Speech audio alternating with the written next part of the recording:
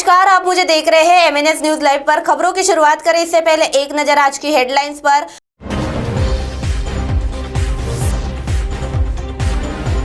विदर्भ के मजदूर भी लौट रहे गांव। पवित्र माह रमजान की हुई शुरुआत, 4 बारों पर कार्रवाई। आइए देखते हैं खबरें अब विस्तार से।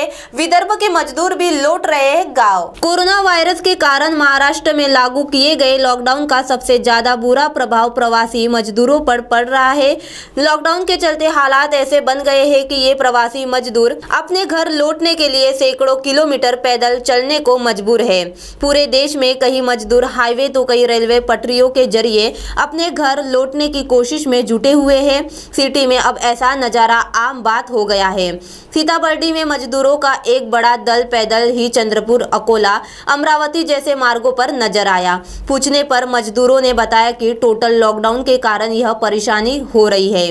सोमवार से लॉकडाउन खुलेगा या नहीं, इस पर असमंजस की स्थिति है। ऐसे में अपने गांव जाना ही बेहतर रहेगा, इसलिए पैदल ही घर जा रहे हैं। तो वही दूसरी और पवित्र माह रमजान की हुई शुरुआत। रहमतों और बरकतों से भरपूर माह रमजान की आमद हो चुकी है। नगर में बुधवार 14 अप्रैल को पहला रोजा होगा। हालात के मद्देनजर तमाम नमाजें और तबादतें अपने घरों में ही अदा करने की बात मुफ्ती साहिबान और अलमा हजरातों ने की है। सरकारी गाइडलाइन का सख्ती से पालन करने की अपील अनेक संस्थाओं ने की है। मंगलवार को रात्रि में रमजान शरीफ में पढ़ी जाने वाली विशेष नमाजें तरावीह की शुरुआत हो चुकी है। रमजान माह का दिली खैरम कदम करते हुए अनेक समाज सेवाओं ने रोजदारों से महामारी की समाप्ति हेतु दुआ की गुजारिश की है। कोरोना के मद्देनजर राज्य सरकार ने रमजान की नमाजें और इबादतें मस्जिदों की बजाय अपने घरों में ही अदा करने के निर्देश दिए हैं।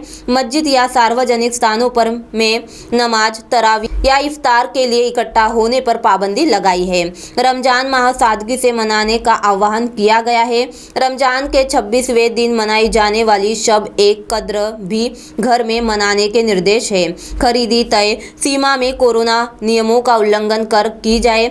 सोशल डिस्टेंसिंग का ख्याल रखना जरूरी है। तो वही तीसरी और 4 बारों पर कार्रवाई। बार संचालकों को अनुमति क्या मिली, उन्होंने लूट ही मचा दी। होम डिलीवरी के एवज में टेक अवे सेवा देने लगे, जिसके कारण बार के सामने लंबी लंबी कतारें लगने लगी। इतना ही नहीं, मनमाने रेट भी वसूलने लगे, जबकि इन्हें MRP पर शराब देने का आदेश दिया गया है। इस सबको देख उत्पाद शुल्क विभाग ने मंगलवार को 4 बारों पर कार्रवाई की। तीनों बारों पर आर्थिक दंड तो लगाया ही गया, दंडात्मक कार्रवाई करने के आदेश भी दिए गए हैं। अधीक्षक P सोनोने ने कहा कि ऐसे बारों के खिलाफ लाइसेंस रद्द करने की कार्रवाई भी भविष्य में की जाएगी।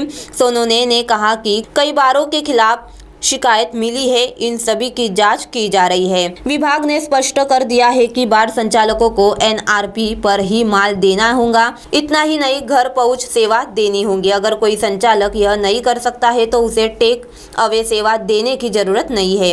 अगर ऐसा करते हुए कोई पकड़ा जाता है तो लाइसेंस रद्द करने तक की कार्रवाई की जाएगी।